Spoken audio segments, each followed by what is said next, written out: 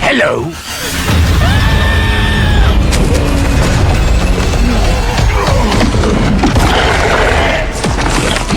2025 की अमेरिका की सबसे डरावनी series it welcome to Derry, तीसरा एपिसोड। और इस बार डर पहले से कहीं ज्यादा गहरा है। साल था 1908। डेरी शहर में एक अजीब सा तमाशा लगा था। विकृत इंसानों की प्रदर्शनी। एक छोटा लड़का फ्रांसिस किसी अनजानी आवाज के पीछे पीछे अंदर चला जाता है। उसे जरा भी अंदाजा नहीं था कि जो वह देखने वाला है वही उसकी जिंदगी का सबसे बड़ा खौफ बन जाएगा। ज्यादातर लोग जुड़े हुए जुड़वां बच्चों को देख रहे थे, लेकिन फ्रांसिस की नजर एक अंधेरे टेंट पर जा टिकी है। वहां कोई नहीं था, सिर्फ एक बूढ़े आदमी की आवाज, आगे आओ। फ्रांसिस धीरे धीरे आगे बढ़ता है और तभी वह अपने पिता से टकरा जाता है। वह अभी कुछ कह पाता उससे पहले ही पिता उसे एक गुलेल गिफ्ट कर देते हैं। डर कुछ पलों में गायब हो जाता है। रास्ते में पिता उसे पानी लेने के लिए पैसे देते हैं, लेकिन पानी की कीमत थी 5 सेंट और पैसे पूरे नहीं थे। तो फ्रांसिस अपनी गुलेल के बदले पानी ले लेता है। यही छोटी सी घटना उसे पानी बेचने वाले बच्चों का दोस्त बना देती है। वे रोज साथ खेलते हंसते, लेकिन जंगल का अंदरूनी हिस्सा उन सब के लिए मना था। एक दिन फ्रांसिस जज्बात में आकर जंगल के अंदर चला जाता है और तभी डर से कांपता हुआ वह पेड़ के पीछे छिप जाता है, लेकिन बूढ़ा आदमी उसे ढूंढ ही लेता है। फ्रांसिस भागता है और पीछे वह बूढ़ा अचानक एक विशाल राक्षस बन जाता है। लंबे हाथ पैर और मुंह में सैकड़ों नुकीले दांत। वक्त पर माइक वाटर गर्ल उसे बचा लेती है। दोनों जंगल से बाहर निकलते हैं और अजीब बात ये थी, जंगल से बाहर आते ही वह राक्षस गायब हो जाता है। कुछ समय बाद फ्रांसिस को अपने पिता के साथ डेरी छोड़ना पड़ता है। वह माइक वाटर गर्ल से कहता है, मुझे मत भूलना, लेकिन वह जवाब देती है, अगर तुम चले गए तो मैं सब भूल जाऊंगी। फ्रांसिस को यकीन नहीं होता, लेकिन 50 साल बाद वह सच साबित होती है। वह सब कुछ भूल चुकी होती है जब तक कि दोबारा डेरी लौटकर फ्रांसिस से नहीं मिलती। मैं यहाँ आने से पहले तुम्हें बिल्कुल नहीं पहचानती थी। इस शहर को कुछ भी याद नहीं था। You're not the first। Dairy एक रहस्यमयी शहर है। जो भी यहाँ से चला जाता है वह इसकी यादें पीछे छोड़ देता है। अब फ्रांसिस एक एयरफोर्स बेस का कमांडर है। उसे एक गुप्त मिशन सौंपा गया है, डेरी में छुपे एक डरावने इंसानी हथियार को ढूंढने का। कहा जाता है वह हथियार लोगों को सिर्फ डरा कर मार सकता है। कुछ दिन पहले उससे जुड़ी एक गाड़ी मिली थी, अंदर सिर्फ कंकाल। फ्रांसिस उस हथियार से छुए हुए एक सिगार को अपने सैनिक को सूंघने देता है। कहते हैं इससे हथियार से मानसिक संपर्क हो जाता है। सैनिक भयानक डर में डूब जाता है। उसके सामने उसके सबसे डरावने पल जिंदा हो जाते हैं। वह भागता है और अनजाने में प्लेन का दरवाजा खोल देता है। थोड़ा सा और तो वह हजारों फीट नीचे गिर चुका होता। बाद में वह फ्रांसिस को चेतावनी देता है, इसे मत ढूंढो, यह जीत नहीं तबाही लाएगा। लेकिन फ्रांसिस मानता नहीं। वह डेरी की एक आदिवासी महिला से मदद मांगता है। उसे देखते ही पहचान लेता है, वह वही माइक वाटर गर्ल थी। यादें फिर से जाग जाती हैं। फिर भी फ्रांसिस पीछे नहीं हटता। उधर कुछ बच्चे भी उस रहस्य को ढूंढ रहे होते हैं। लिली नाम की लड़की एक उड़ने वाले राक्षस को किसी को मारते देख चुकी है। उसके दोस्त मारे जा चुके हैं। वह पागल खाने तक पहुंच जाती है। अब बाहर आकर वह सच सामने लाना चाहती है। वह ब्लैक गर्ल के साथ मिलती है, जिसके पिता इस मामले में जेल में हैं। सच साबित करने के लिए वे राक्षस की तस्वीर लेना चाहते हैं। मदद के लिए 2 लड़कों को बुलाते हैं, एक एयरफोर्स मेजर का बेटा विल, दूसरा पूजा पाठ जानने वाला रिची। रिची कहता है कब्रिस्तान में मोमबत्तियां जलाओ, आत्माएं आ जाएंगी। उस रात चारों कब्रिस्तान जाते हैं। रस्म पूरी होते ही आत्माएं सच में आ जाती हैं, लेकिन राक्षस नहीं। लिली फोटो खींचती रहती है और तभी विल एक कब्र में खिंच जाता है। जब वह बाहर निकलता है एक तस्वीर खींच चुकी होती है। फोटो डेवलप होती है और सब देखकर चौंक जाते हैं।